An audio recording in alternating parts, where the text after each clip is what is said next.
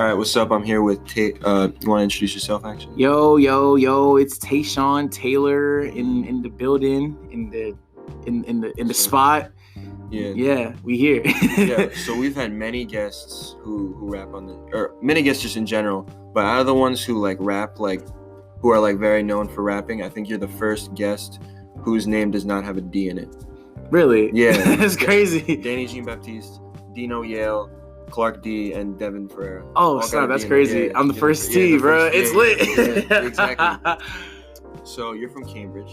I am from Cambridge. Yeah, so what was it like growing up in Cambridge? Oh, yeah. All right, so growing up in Cambridge is complicated. Yeah. It's like you learn a lot of things like when you step outside of Cambridge. Mm-hmm. I will say this, though.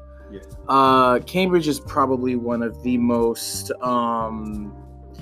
it's one of the most like diverse places, like as the book says, you know what I mean? Everybody says like, oh, Cambridge is like trying to be diverse, but I won't lie, it really is, you know what I mean? Like, but if anything, it was very complicated. People only knew us for like athletics. Mm-hmm. People only knew Cambridge for like athletics and like, sports and education and all that. So when it came to growing up in Cambridge, it was pretty much just like everybody knew everybody. It was a very small environment. Everything was within walking distance. And things were really cool. Like going to school in Cambridge was really cool. Like if anything, you get a glimpse of like finding like where you at, and like you understand the importance of like community from Cambridge. And it's just it's also like you understand the importance of like different types of like not only ethnic groups but also different types of like personalities. So like it hasn't been like too difficult, but I will say that like I learned a lot from growing up in Cambridge. I learned about street stuff. I learned about school stuff. Like you pretty much just like learned a little bit of everything when you were in Cambridge, you know what I mean? Because it's such a cesspool of like people. Yeah. You know what I mean? So you went to Cambridge Ridgeland? Yeah, man. Okay. How was that? Like what was that? I will say this. Going to Cambridge Ridgeland was cool for me. Yeah.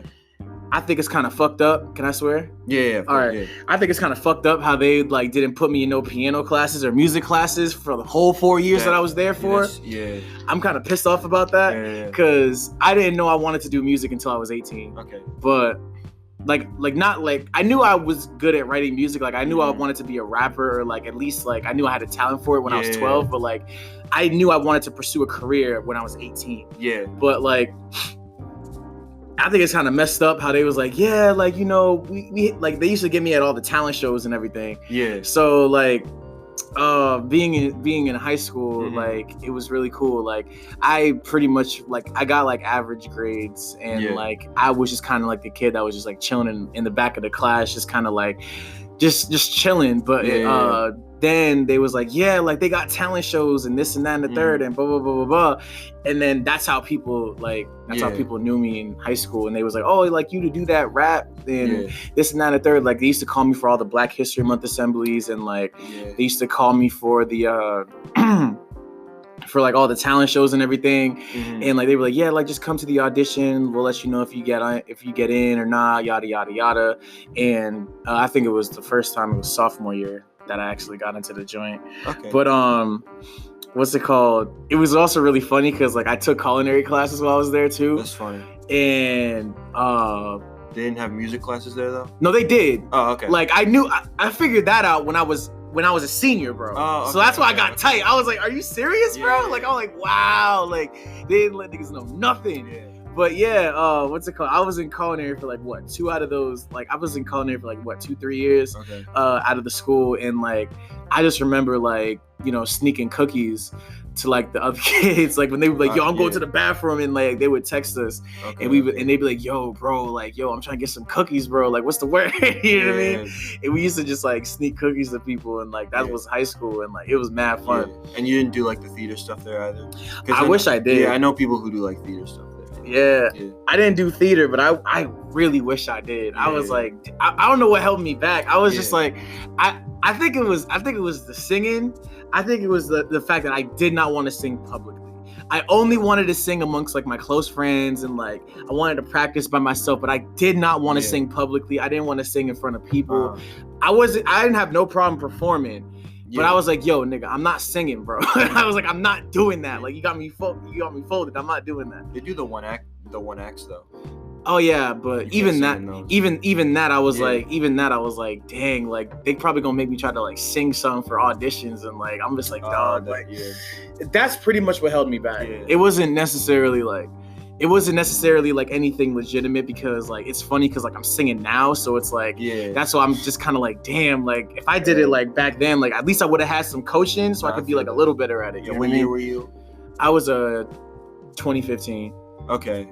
You might know my boy Sam, Indian kid. I forget his last name. I know like 3 Sams from my grade. No funny. I know like 3 Sams from my grade. No cap. Yeah, you might know him. So I heard something that you got into rapping from a Nicki Minaj lyric.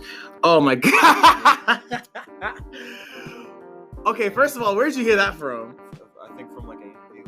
Okay. I was doing research, yeah. Okay, bet.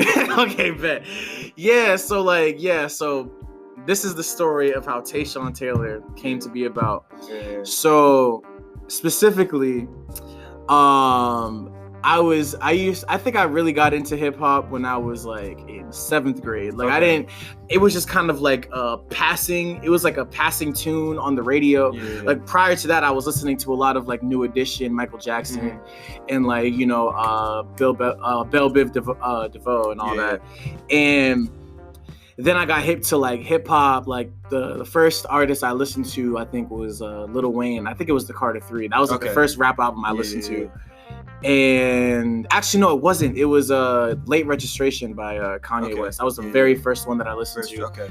And then I think I started getting back into like rap music. Like I remember like myself just like getting like 5 songs on like my cell phone, and like I would only listen to those 5 because my cell phone like had like 30 megabytes like worth of like, you know, data to like store on the thing. And it's like, like I would only listen to those 5 songs. You know what I mean? And it was all like the Carter 3 and like 1 Kanye song. Yeah. But the thing that got me into rapping, the thing that made me like actually put the pen to the paper, I was listening to Roger That by Young Money, and Nicki Minaj's verse was like flow tighter than the dick in the butt. And for some reason, like I was like, that's hard.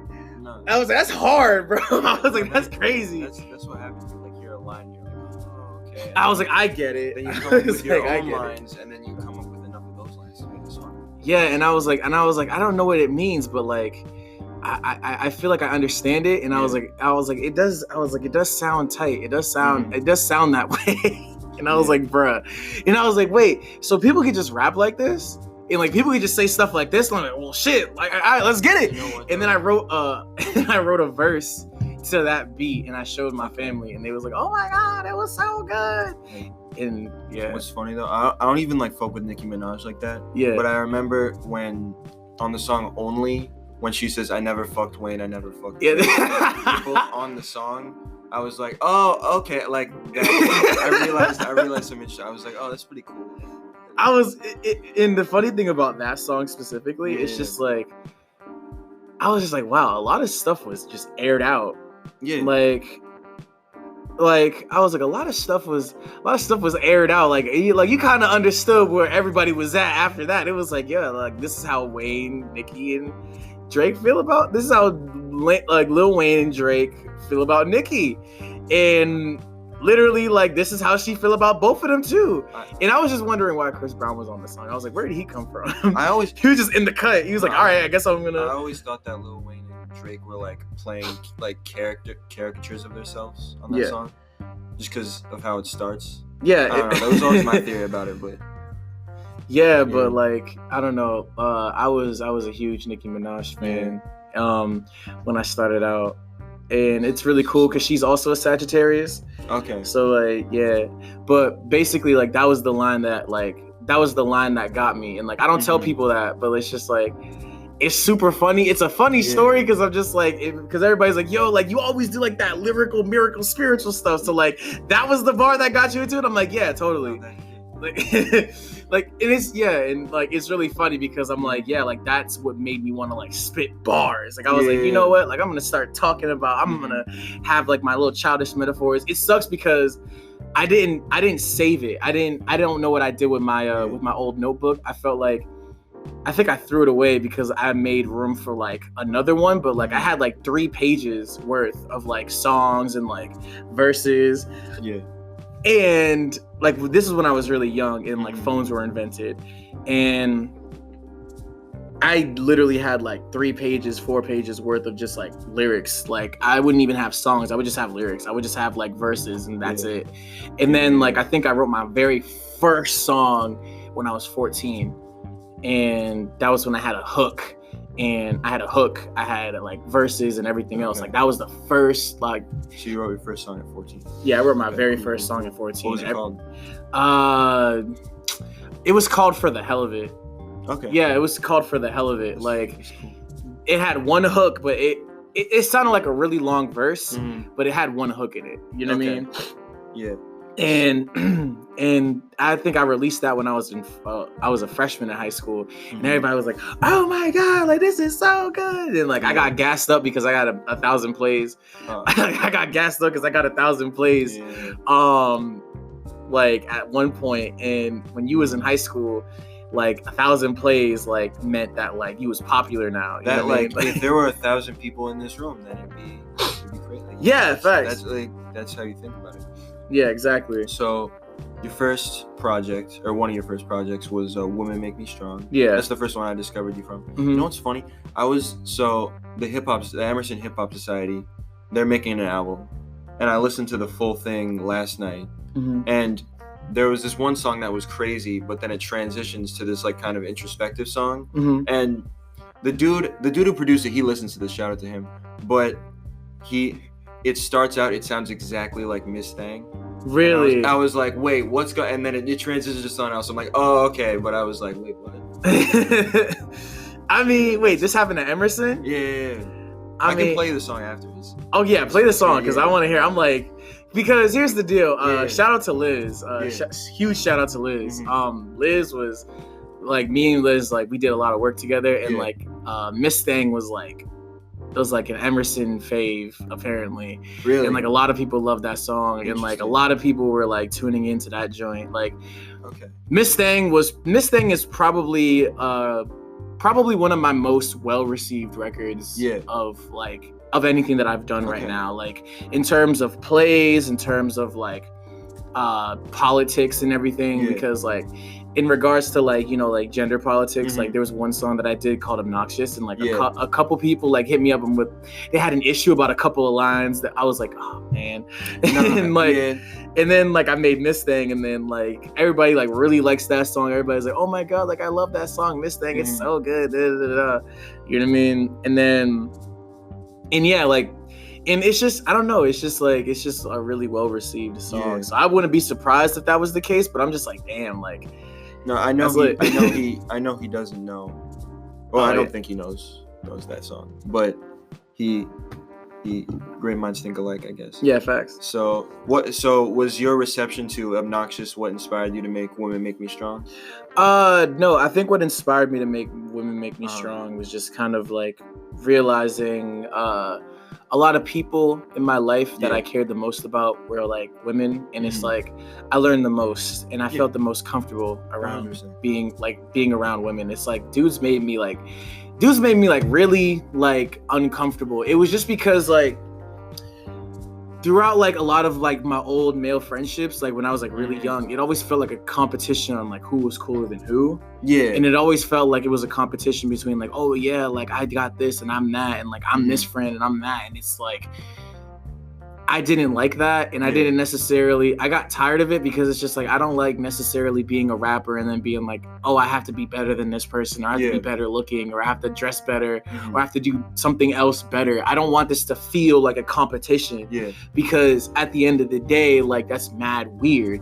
And it's like a lot of guys that like I was cool with or at the time were just wildly competitive for no reason, and I'm just like, bro, like we can have fun, like I like being competitive, but like when it's with video games and like board games and like all that other stuff. Like, I don't like being competitive on a personal level. Exactly. Like, where it's like, oh yeah, like this man's way nicer than me. He has more girls than me and this and that. I'm like, I don't care about that. Like, cool. Like, it is what it is, bro. You know what I'm saying? Like, that's it. And it's just like, we can be competitive when it comes to like games and all that. Like, that's the only thing that like I care about. But it's like, if it comes to like career paths and like when it comes to like, you know, like being like on a personal level type of thing, like that's kind of what I felt uncomfortable with. But when it came to like making the record, it was just like, I really wanted to pay tribute to like the most important people in my life in that regard. And I wanted to make sure that like, that's where I stood on that side of the spectrum. And also like, I was trying to kill like multiple birds with one stone here. Like, I was trying to make good records. I was trying to make vulnerable records. I was trying to make records that I identified with. I was trying to make records that I liked, that I loved. I was trying to make records that I loved performing. I was trying to make records that I felt like I could be myself on. You know what I mean? I also wanted to make records that kind of prove the stigma wrong, that like guys, like whenever a guy would write a love song about a woman, it would be materialistic, or like it would be something that's more or less about the around like the whole thing where it's like, oh yeah, like she does all this and that and the third for you. Like, women can only be loved whenever they're doing something for a guy. And I think that's bullshit. So I wanted to kind of like make this project to kind of like introduce a new way of like writing something like a love song, even minus all the materialistic stuff or the superficial bullshit, because I feel like that doesn't necessarily like equal love when you're just like, oh yeah, I like you because like you suck my dick really good, or I like you because you cook for me, or I like you because you pretty, and I like you because you like take care of a nigga. Like, nigga, that's what your mom for. Fuck, like, you know what I mean? Like, you wanna actually be in a, you wanna actually like somebody for who they are, like regardless of like what it is that they do, what it is that like you wanna just like appreciate them like as they are, rather than like what they could be doing for you, or like how you could change them. And that's a problem that I seen in a lot of like love records. And even so, like, this is a funny story I love telling people. I was in a show in Salem. And and part of like what prompted me to make Miss Thing actually was this dude in Salem. I'll never forget this shit. This nigga was like fucking, he was like performing some other stuff. I could tell that his girl was in the crowd because not only did she bring her friends, but like these two were all over each other like before the show type shit. You know what I mean? And I'm just like, all right, like, you know, like she's probably dating one of the performers. She looked pretty good, this and that and the third. This nigga gets up on stage and he's like, I fucked this girl, I did this, I put my thumb in her butt, I treat her like a slut, this and that. And like her friends are just looking around just like, yo, nah, not at all. And I'm just like, and I'm looking at her and I'm looking at her folks. I'm like, yo, this nigga's wilding right now, bro. And I'm just looking, I'm like, oh my God. I'm like, yo, are you kidding me? And I'm just like, yo, like, and he's like, and I'm just like, and thankfully he didn't shout his girl out or nothing. But like, I was like, yo, what would have made it so much worse if he was like, yo, yeah, shout out to my girlfriend in the front, this and that and the third. I would have been like, was he like freestyling, or was that like a song? That was a song that he released under his name. So like she could have listened to it like. Yeah, like, she could have legitimately, and she was just looking at him, staring, and I'm like, yo, sis, like this is the, like, I like to think of music as like saying what you want without fear. It's like basically singing without fear, rapping without fear, speech without fear. I like to think of music as that. You know what I mean? Because anything goes when it comes to music. Like, you can make literally anything that you want. So it's just like the fact that like that was the first thing that like came to mind. I was just like, ooh, that's a lot. And I didn't want to judge, but like even she looked like she felt some type of way about it. And I was like, yo, like, it's so awkward because like, here's the deal. Like, I've been to like so many different shows where like guys would like address women like in a weird way. And I'm just like, you know what? Like, I'm not going to be on this type of guy where I'm going to be like, don't call women bitches, bro, because sometimes you can, you know what I mean? Like you can, but like at the end of the day, like if you're gonna express love to somebody, you wouldn't want to address them as a bitch. You know what I mean? Like I feel like that's very counterproductive. Yeah. And it's just like a lot of guys don't necessarily do that because they don't necessarily know of any other ways to like sound cool and confident in that sense. Yeah. And then also like make a banging ass track. So I'm like, you know what? Like if I'm gonna make a love song, I'm gonna make it about somebody that I dead ass like, and like I'm gonna make an actual banger, and people are gonna like it. And I'm gonna make sure that like it's safe not only for me but also for the people around me. And it's like people are gonna love this record when it comes on. And I decided to just have that same formula 5 different times, and then just like completely just stick to that. You know what I mean? And so are the songs on Women Make Me Strong all about specific people, or? Well, 2 of them were about a love interest that I've actually no 3 of them were about a love interest that I had, and 2 of them were, and like the last 2 was just like the broad spectrum of the whole thing. Like in my last record I was talking about my mother, my best friend. I was talking about like the general idea that I have to like pay tribute to just like like this is how she gonna treat you if you try to fuck with her, if you try to fuck with her shit.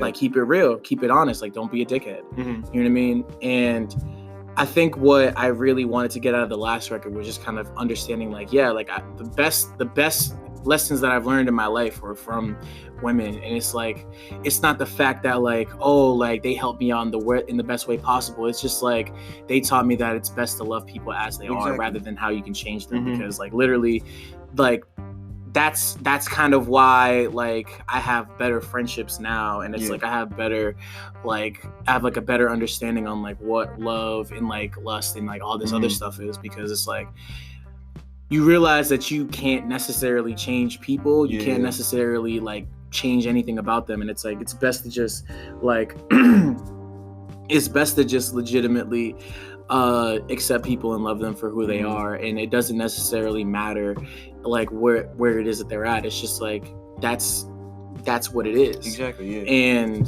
I feel like as I was making the record, like I was getting closer to that understanding. You know what I mean? Because like most of the records that I have, it's like it's more or less about acceptance, and it's also about like being comfortable in your acceptance and actually appreciating it. You know what I mean? Because like it's not bad. It's not like a bad thing to be vulnerable. It's also not a bad thing to be like, you know, it's also not a bad thing to just kind of be like, oh yeah, like I like, you know, accept somebody, and this is how I want to like convey that message, and here's how I want to like show them that. And it's like, I thought about it after a while, and I'm just like, you know what? Like a lot of people were telling me like, oh yeah, you can't make certain records after this. And I'm like, I mean, I can, but it's also like, I mean, I can say like somebody told me like, oh yeah, you can't say bitch after this. And I'm like, no, I can still say that. Because bitches exist. And it's a fact, but it's just like at the end of the day, it's like if you accept the fact that somebody is a bitch, you can't get mad about nobody but yourself. You know what I'm saying? Like you can't get mad at nobody else. You have to accept that you have to accept that for you. You know what I'm saying? Like you can't necessarily like be like, oh yeah, like this and that and the third, like that's my bitch, and then this and that and the third, and it's like, oh yeah, that's why you with that. And it's like, nah, but you accepted shorty for who she was. So like, exactly. Son ain't adding up. But like, it's just like you can like just because you like make it clear like where it is that you're at, like doesn't necessarily mean that you have to completely bar yourself from like saying certain things, because it just kind of lets you know like where exactly it is that you're at. And it's like you have to more or less just like do stuff like not only for self, but also like do stuff so like other people feel comfortable. It's like I feel like what I really wanted to do was like introduce a more inviting energy to like hip hop, because I didn't want everything to be so exclusive, like so exclusive to guys, or like so exclusive to like all this other stuff, because like I wanted to be more inviting to like people that actually just want to like feel something, to people that actually want to just like have fun, like have records that make them feel like good about themselves, and not only good about themselves but good about the people around them. You know what I'm saying? So it's like, that's kind of what that was my way of doing that through that record. Would you consider yourself a feminist? Not at all. Okay. No, not at all. You want to elaborate on that? Or? Well, Because I honestly don't know how to elaborate on that. I just don't necessarily consider myself a feminist, because at the end of the day, I see people as people. You know what I'm saying? Like you have to, like, you respect people. You invite people to like respect them. You like you get to know them and everything. And it's like, I feel like in regards to like just like kind of just like bringing yourself out to be like, oh yeah, like I'm a feminist, this and that and the third, I feel like it's very counterproductive. Yeah. Because like at the end of the day, it's just like it shouldn't matter. It shouldn't matter like if you're a woman or not. It's like if you are a person that like is wonderful and like loving and accepting and like all these other things, like if you're somebody that like that's like really like about their stuff, if you're somebody that's like trying to be like a good person, trying to be wonderful, trying to like make things happen, if you're somebody with good intentions, strong morals and everything like that, it shouldn't be more celebrated because you're a woman. It shouldn't be more celebrated because you're a man. It should be celebrated because that's a personality trait that is not common, especially in this day and age. It's like I made that record because it's just like the thing about it is like so many people don't necessarily understand like how important the people around you are. And it's like I feel like in a sense like hip hop forgets that. I feel like hip hop, like guys in particular, like men forget how important everybody is. Like regardless of like their gender or sexual orientation, they forget how important everybody is.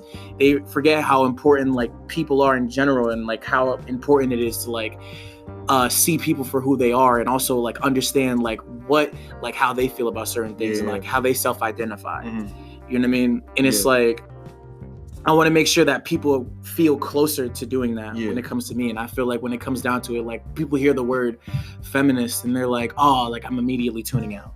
And it's like even women, like they hear like, oh yeah, this guy's a feminist, tuning out. Because I can't possibly, I don't think I can be a feminist. I don't know what it's like to be a woman.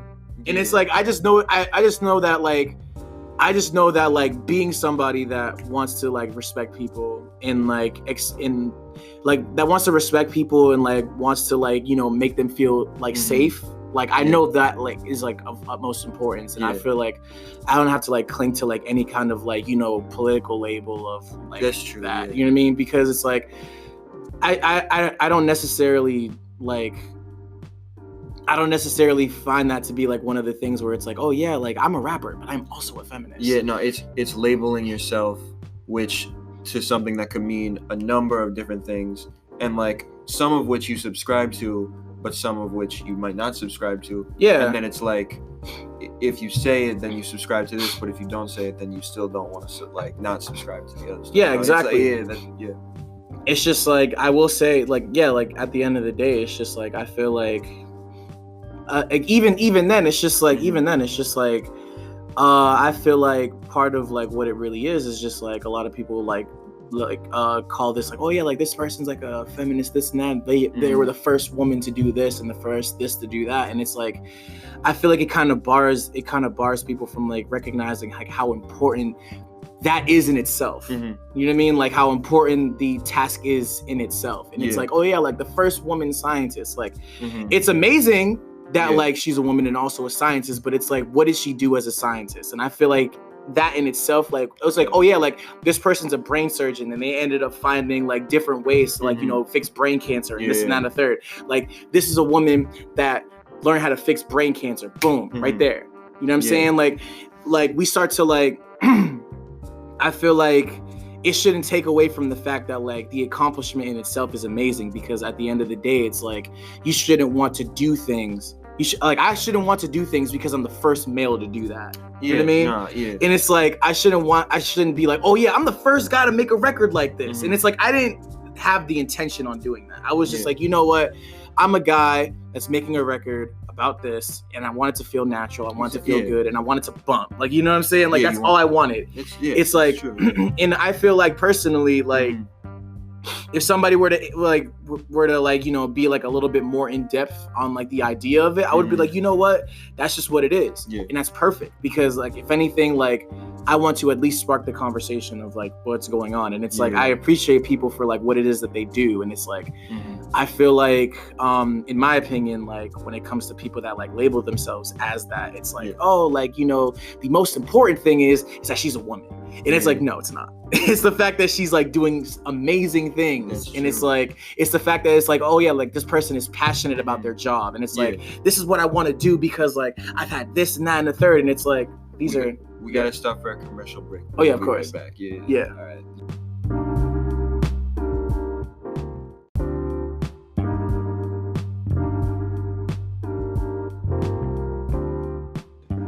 All right, so we're back.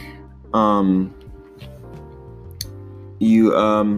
you did a song with Billy Dean Thomas. I did. Yeah, how'd that collaboration? That was amazing. Yeah. I like their verse better than mine on Dogs. Okay. I like their verse better than mine. Yeah, but basically, I've had that record for a minute. Yeah. I've had that record for so long. I think I've had that record for 3 years before I actually did something with it. And shout out to my man's Moses. The funny thing about it was, initially it was gonna be me and him doing the record. Yeah. And it was gonna be like a minute long. Yeah. And then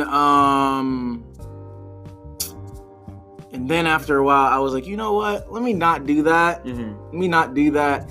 And I was like, let me just put it on this record. Let me do this record. Yeah. And like have like only women features on it. And these would be the only like features on the record type thing. You know what I'm saying?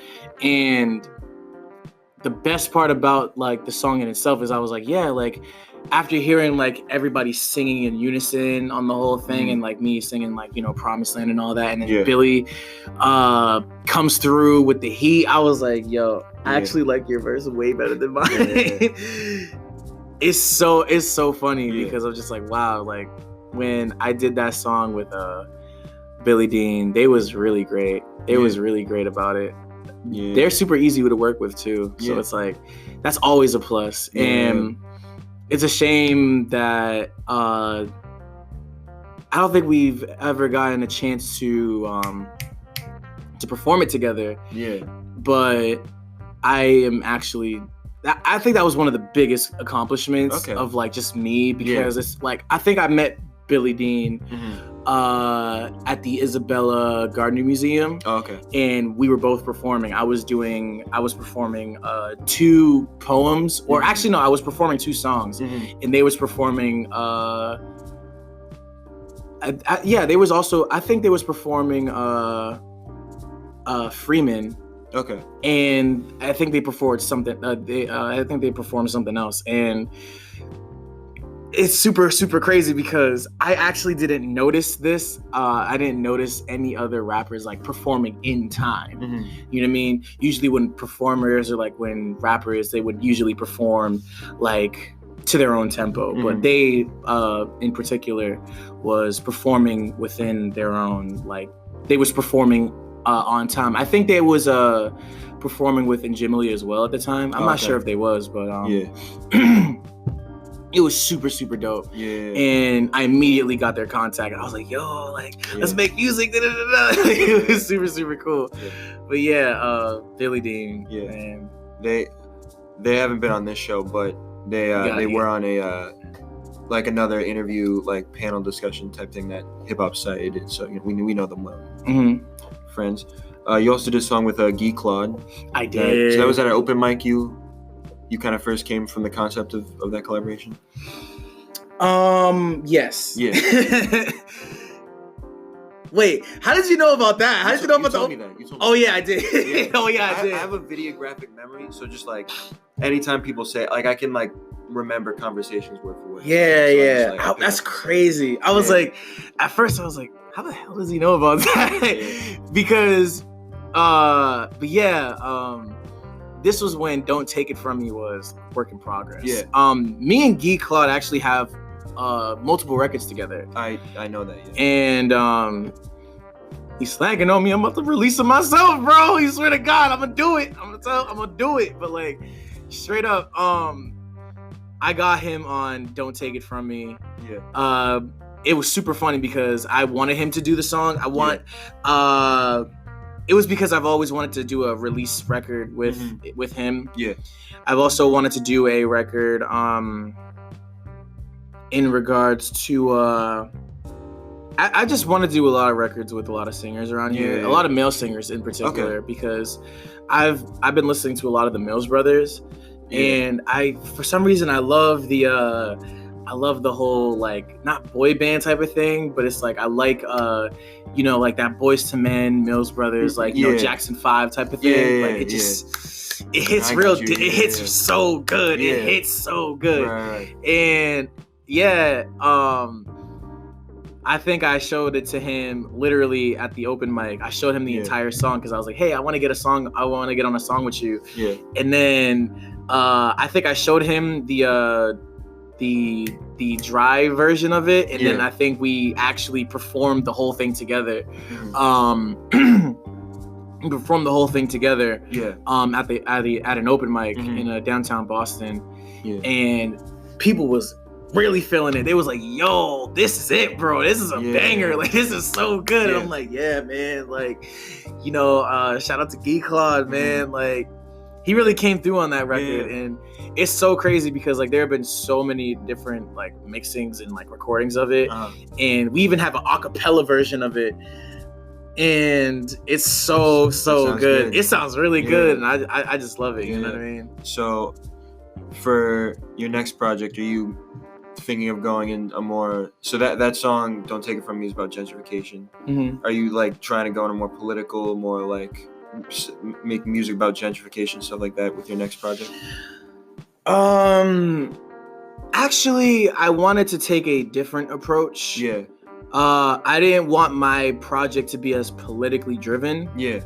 I felt like having records that are too politically driven. I was gonna have like that song and then another song on there, but I feel like when my records are too politically driven, it kind of boxes me in with conscious whatever rap, and I don't necessarily want to do that. You know what I mean? Like, and most of my records aren't even like that. You know what I mean? No, they aren't.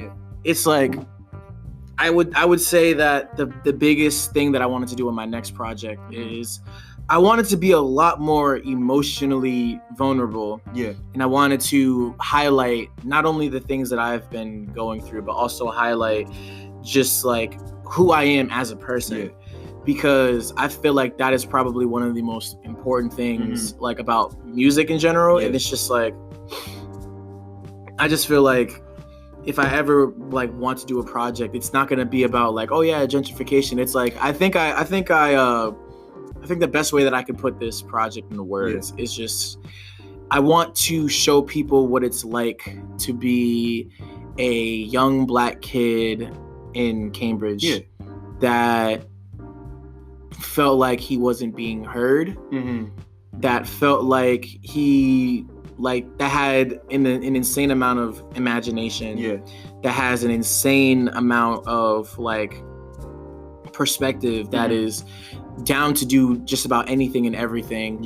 And I feel like I would want to make a record about like a very young kid wanting to be seen, wanting to be heard, wanting to be felt.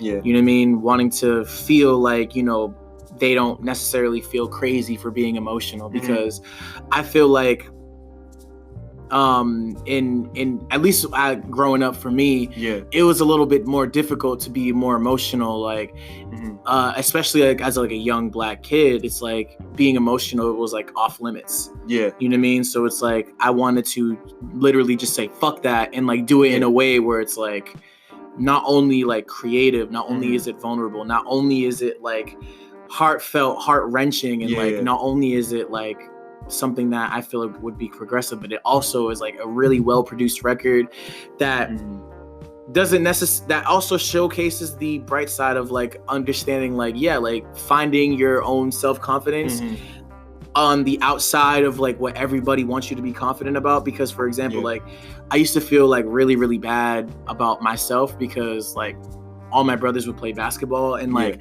I was the only rapper in my family. And I used to feel really bad about it. And I felt super bad about it because like they could find their confidence through like multiple outlets, and I felt like I couldn't because I felt like I was just kind of flying blind at that point, which means like I ended up getting myself into like a lot of really dumb shit. And it's because like I didn't feel like I had the correct guidance like in regards to music. And it's like it's only been until like, you know, like a couple years ago where it's like the most vulnerable music that I make is always going to be the best music that I make. So even when it comes to like, you know, Don't Take It From Me or like Miss Thing or like Sorry But, it's like people love that song. People love I'm Sorry But. But it's like with this next project, I feel like being too political in that sense is going to take away from like what the true identity of like what a young Black emotional kid is like, you know, being in those areas. Because it's like I listen to a lot of like, you know, Stevie Wonder and everything, and it's like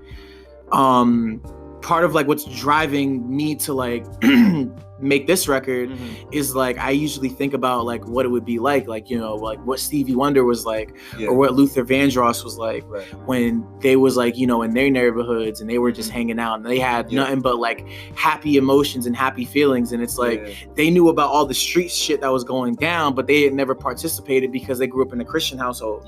So like that shit was also off limits. You know what I mean? And it's like I wonder what it was like to grow up in an environment like that, where it's like they had nothing but like their words and like their emotions and like a musical talent and like, and I feel like even in their sense, like I feel like I identified with them so much because I feel like even in their sense, like they've also wanted to be seen. They also wanted to be heard. And it's like, I feel like making a rap album about that is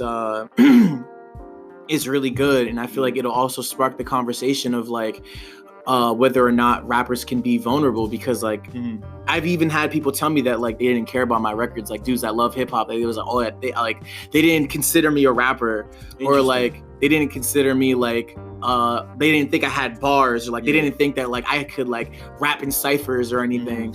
Because of the type of music that I would make. And they was like, oh, like I'm not sure if I could like really rock with that because it's like it's too emotional, like I'm not hearing bars, I'm not hearing this, that, and the third. And I'm like, well, of course not, because like that's not my 110% identity.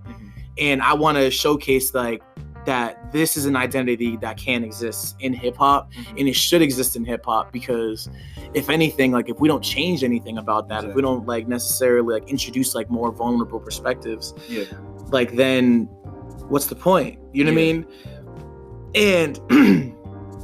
And that's the thing. It's like I want to make sure that I not only make sure that I not only keep my integrity with this project, so it's like I keep the lyrics and like I keep the delivery and everything else. It's like I want to make sure that I keep the integrity of like spitting and rapping, and like I have like the elements of hip hop, which is lyricism and everything. But it's also like I want to make sure that I can also incorporate that into my music. And it's like I feel like I feel like I did a pretty good job with it so far, because like the whole thing is like written, I just got to get it produced. But like I feel like the one thing that I really want to keep it going with is just like inspiring people to like be more vulnerable, and like inspiring people to like look back on themselves and be like, yeah, like this is where I'm at, like I do feel this way, I do feel like, you know, like happy or sad or whatever, because like that's where your best material comes from. You know what I mean? And even though Don't Take It From Me is more socially conscious, it is very vulnerable and it's like personal and stuff like that. And it's about Cambridge. It's like it's not about being angry about it. Like shout out to OG Swagger Dick, because like I love his song Fuck Gentrification. I love that song. It's actually in my lit nigga playlist. But like even in a sense, it's like good that you can be mad about something. You know what I mean? Like I love the fact that like that song exists. I love the fact that it exists, because like, you know, it's like, because I just feel it. It's like how can you not like that song? It's like how can you not be like fuck gentrification? It's like it's like a powerful song, and like in my sense it's more powerful, but not in a way where it's like it says it's loud or it's like, you know, it's more or less of like one of those things that just kind of like sparks up like that fire inside of you, where you're just like, you know what, fuck that, fuck gentrification, fuck these $29,000 fucking bags of chips, nigga, like this shit crazy. Like it's more or less about like the power. It's like powerful because it's more on the spectrum of like not only of it being sad, but it's also like it's also like told over like a glistening, like, you know, bright and like, you know, it's like it's told in a very happy tonality. And even when you have records that are like really, really sad, and like you can have a sad record with like a really bright sounding tune, it's like people are gonna listen to it because they're like, oh yeah, like this song feels good, but like the song, like the lyrics, like they're sad, but they also mesh super, super well with what's really going on. And I feel like making records that like have bright tunes and everything like that, I feel like having that is like perfect.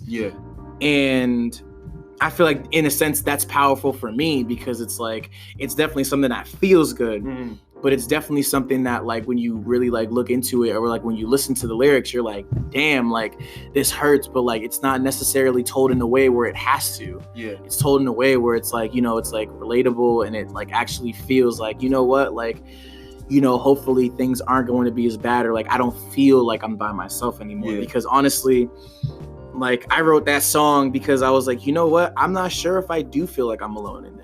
Like I wrote that song because I felt like I was kind of like I wanted to feel like I was able to like have other people reach me in that sense. You know what I mean? And be like, yeah, like, you know, like, you know, this is really crazy. Like, what can we do? Like, where is our home? Like, what exactly like can we do about this situation? Like, what exactly is there to be done? And like, how are we gonna like, you know, keep it going? You know what I'm saying? And then like that's like the biggest thing that I'm trying to figure out. But I feel like if there's one thing that I really like about just making music in general, is just like, it's just the idea of, not the idea, but like just the feeling of, you know, understanding that like there's power in different dynamics. You know what I mean? Like somebody could be more loud and like more like somebody could be more loud and like, you know, a lot more like aggressive and electric, and then somebody else can have the same type of power, but also be like a little bit more sad, reserved, and be like, you know what, like this is something that still hits, because it's like, damn, like I'm like, I see what you're feeling. You know what I mean? Like I can see it, and I can in some cases, like some people just feel it themselves. And I want to be able to like do that, and like just show people what it's like to like be seen and felt at the same time, you know? So you think you can never make a song where you're angry, or? Oh no, I've made plenty of songs that about me being angry. There have been so many songs, and oh man, there have been so many records where it's like I've been pissed off, and I've been like, you know what, fuck that, like, but even so, it's like, it's just like I can make those records too, but it's like, and I don't necessarily feel bad about those. I don't feel bad about it. It's just like that's not like my go-to. You know what I mean? Like you won't get an entire project of Angry Tashawn. You know what I mean? Like you'll probably get like 1 or 2 songs per project of me being pissed off and like me talking about something, but like you will not get like a really loud and angry like like Tashawn. You know what I mean? Well, the hip hops, when I was listening to the album last night, there's a song on there. I think the kid rapping on that is from Brooklyn, but the song is called "Get the Fuck Out of My House." So that's also coming up on that, you know. Very angry. So who's like your dream collab? My dream collab. Let's do someone you know and someone you don't know. It's someone in the like dream collab. Y'all gonna be surprised to hear this. Okay. I really want to do a song with Hefe Replay. I really want to do a song with him. I feel like it would be really cool. I want to get myself. I feel like if I were to ever do a song with Hefe Replay, it would be both of us kind of like exploring outside of our comfort zone. And it's like, and it would be super, super cool because like I know that he's like super open about like, you know, like different sounds and like different things, you know what I mean? So it's like, I feel like if we were to do a song together, like it'll be like, oh, like this is different, but like I like this, you know what I mean? Like it's different, but it's cool. And like I want to kind of like do the same thing in that regard. And it's like, now for somebody that I don't know personally, well, I don't know him personally that well, but like another dream Can I do 3? Yeah. Okay, cool. Cause like, however you want. all right. So like, my next dream collab.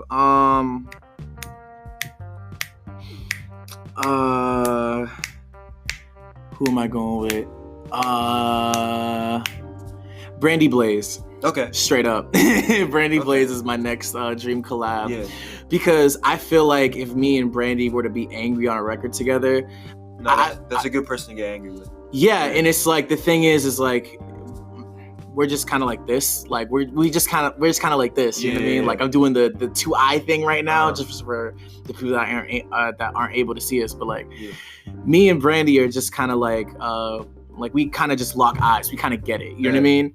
And it's just like artistically, I want to see how that goes too. And it's just like there have been so many, like even like ever since like, you know, just Cleo and them, because I've known about Brandy Blaze for a while. Yeah. And I've always known that she's had like crazy, like wild energy. Yeah. But it's just like that was around the time I didn't necessarily know how to like expel that type of stuff. Yeah. You know what I mean? Like actually, like I did, but it wasn't necessarily in a way where it's like I kind of knew why I was angry in the first place. I was just writing records and I just sounded pissed off. Yeah. You know what I mean? But like, if anything, like her songs, like the energy on her songs had way more purpose than mine at the time. And I was like, I'm not sure what I could do with that. Yeah, and it's like, now that I understand like music way, way more. And it's like, now that I understand like her as well as a person, it's like doing a song would be amazing. And it's just like, wow, like this would be amazing. Like if we did a song together, like it would sound like X, Y, and Z. But it's like, in this case, it's like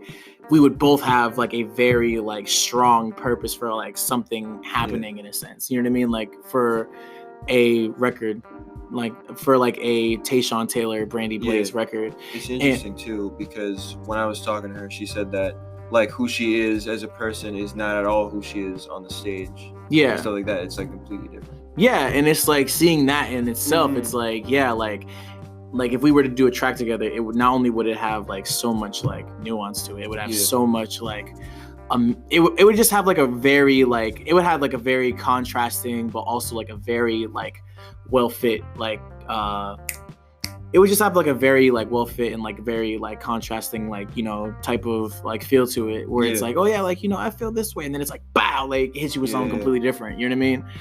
And somebody that I don't know personally, I want to do a song with Smino. Okay. A Tashawn Smino song would be. That's cool. Oh man. Yeah. A Tashawn Smino song would be nuts.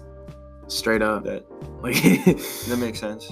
It would be nuts. It would be nuts. I would love to do a song with Smino. Yeah. So, are you also like a skateboarder as well? Don't remind me about that. Oh, you're not anymore? People still like recognize you from that.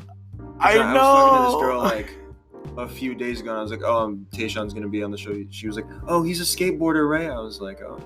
Oh my god. Okay, I'm gonna tell you the saddest story. Okay. So here's the deal, right?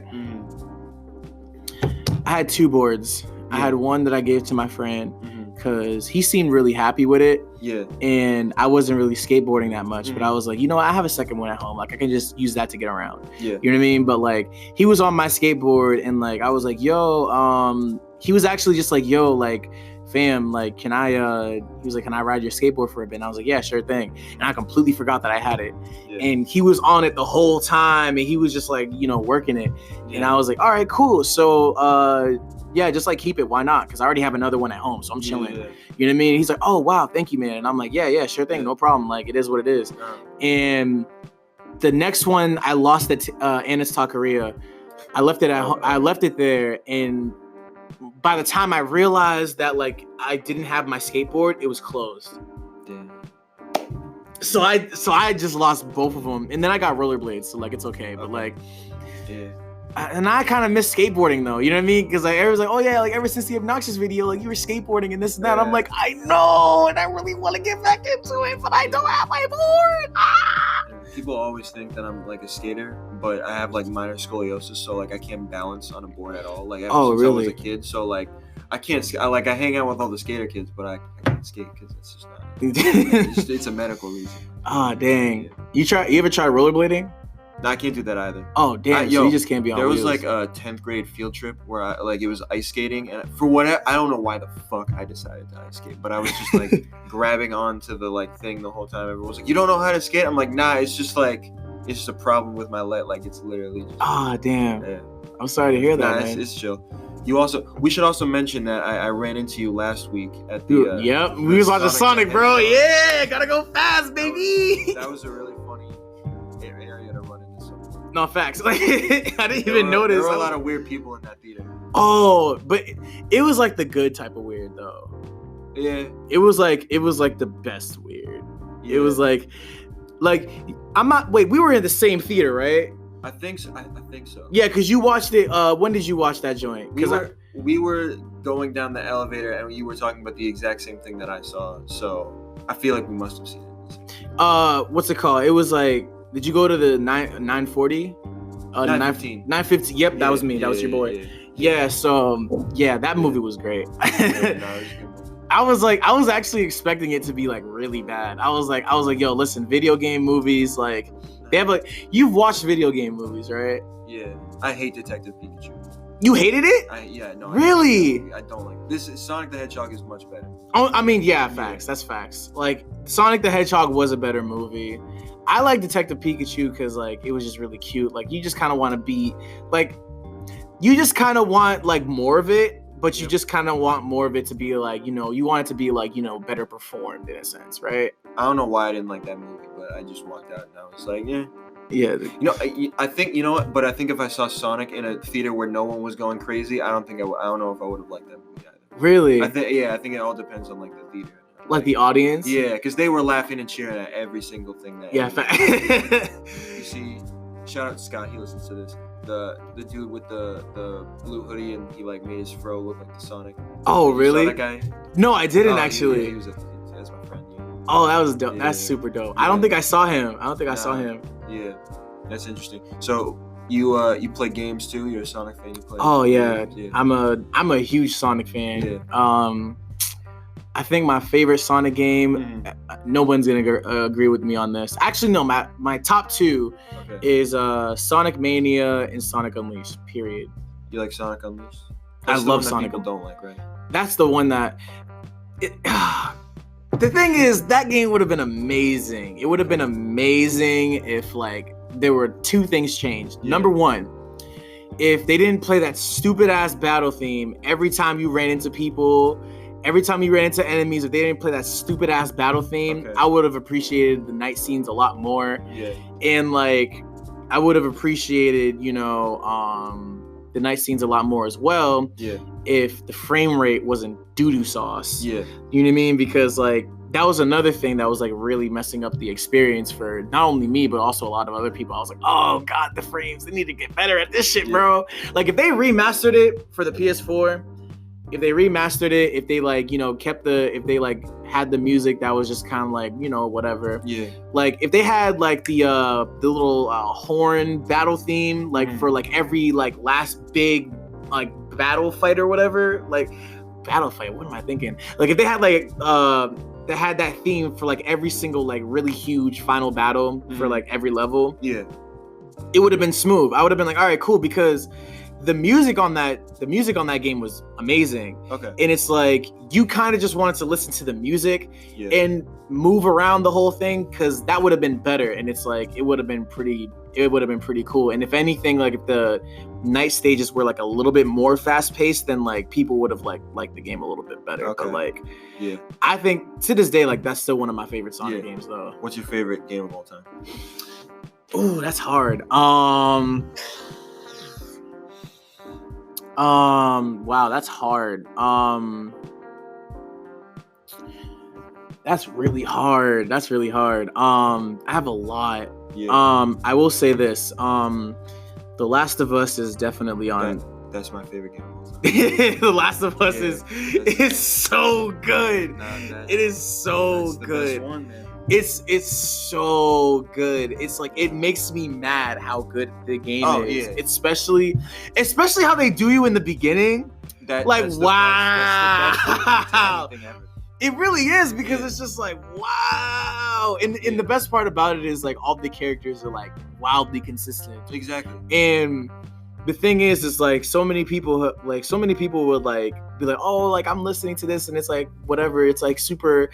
It's not like the best part about that game is just that there's so much variety. Like there's so much you can do with it, and it's like it's limiting to it. Like in a sense, but it's also like you can do like a lot of things, and it's like it's very strategy and like, you know, very skill based as well. And I love those types of games. That's why I love Kingdom Hearts. Like Kingdom Hearts is very strategy but also very skill based. You know what I mean? We gotta stop for another commercial break. Oh no, of course. We'll be right back.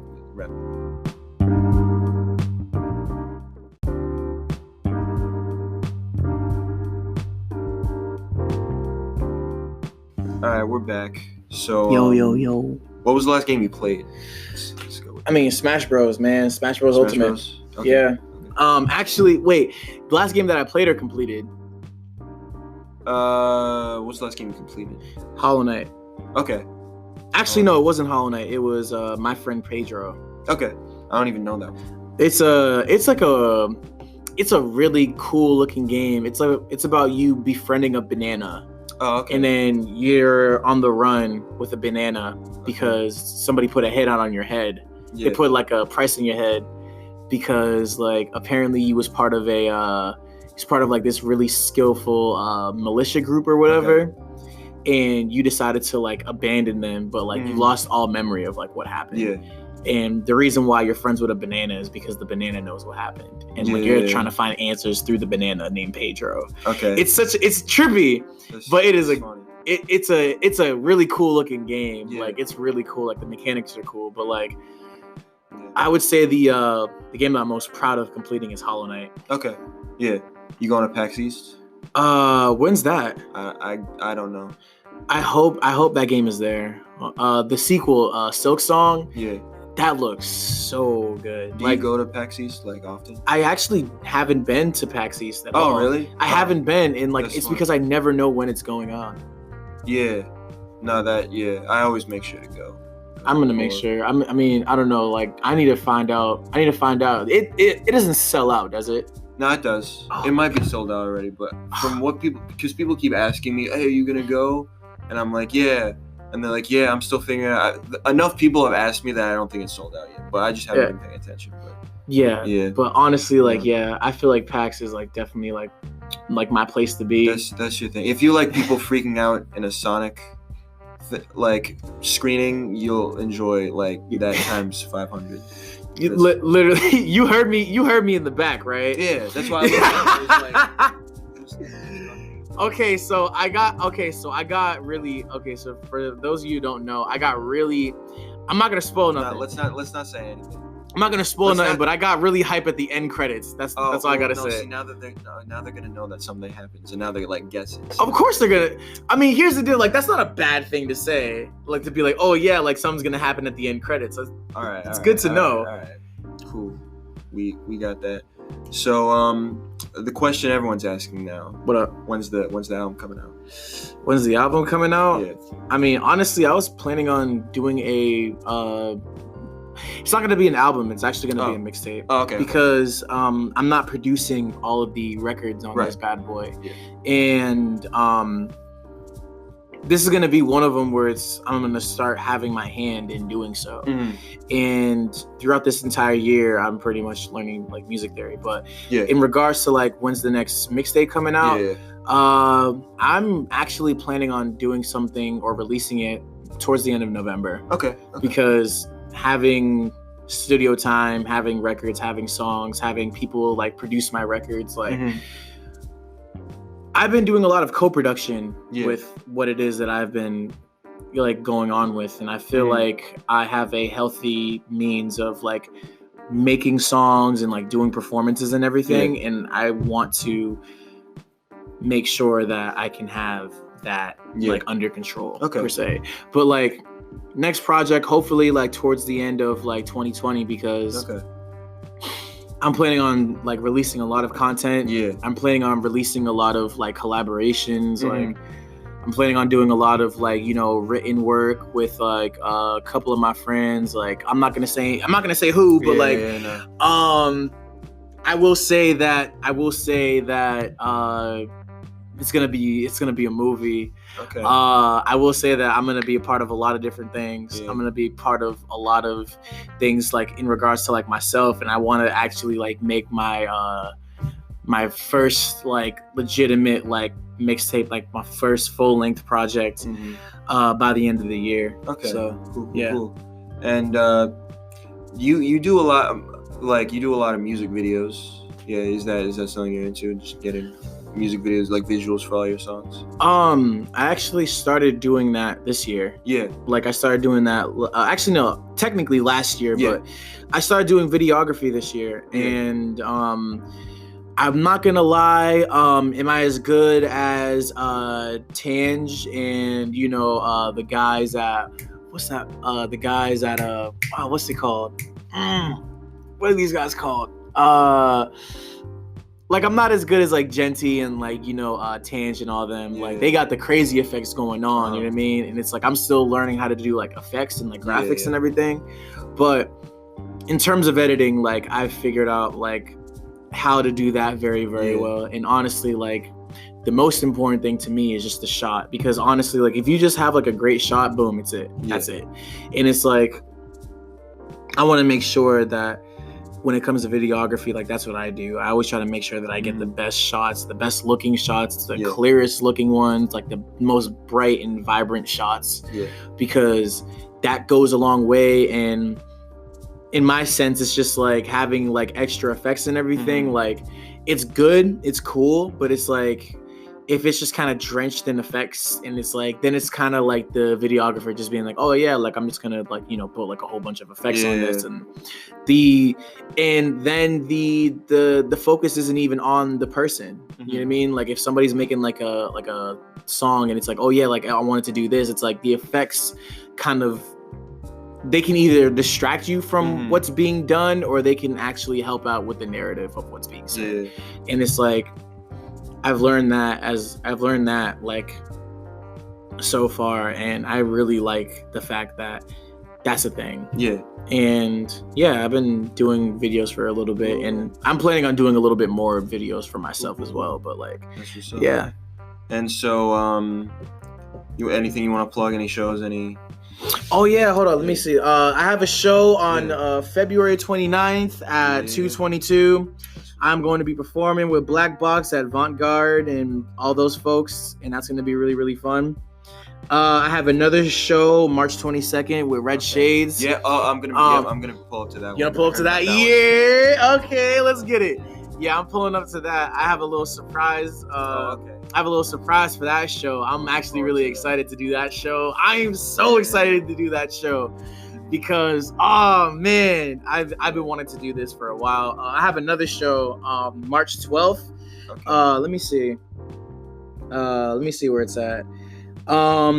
It's called No Church in the Wild. It's gonna be in Mattapan. I'm gonna be there. You know, Steph was on the podcast. He said that you were gonna be there. So I am definitely gonna be there. So like, I'm excited. I'm excited for that too, because that's actually gonna be like that's gonna be like how I'm gonna showcase the surprise, because like there have been so many things I really wanted to do, but like I want to do something special for Red Shades, and I wanted to do something special for Steph too. So like I have quite the lineup. Oh yeah, another one. I have another show on the 29th. Let me see if I can find that. March 29th? Yeah, March 29th. Oh. Well, we got a show March 30th too. Ooh, heard you. I'm saying that right now. I'm excited. Yeah, March is gonna be a lot. I have a lot of shows lined up in March. So if anything, like if a lot of them is gonna be in Mattapan, some of them is gonna be in downtown Boston, and like a majority of my shows are gonna be like around like March and April and stuff. Like April is gonna be a great month for me. That's when we're doing the hip hop festival. So you know that's gonna be cool too. All right, I think we're gonna wrap it up with the show here. You know, thank you for coming on. Of course, no problem, man. Yeah, no, this was good. This is the longest show we've had, so that's what's up. And, yeah, I'll see y'all for the next episode.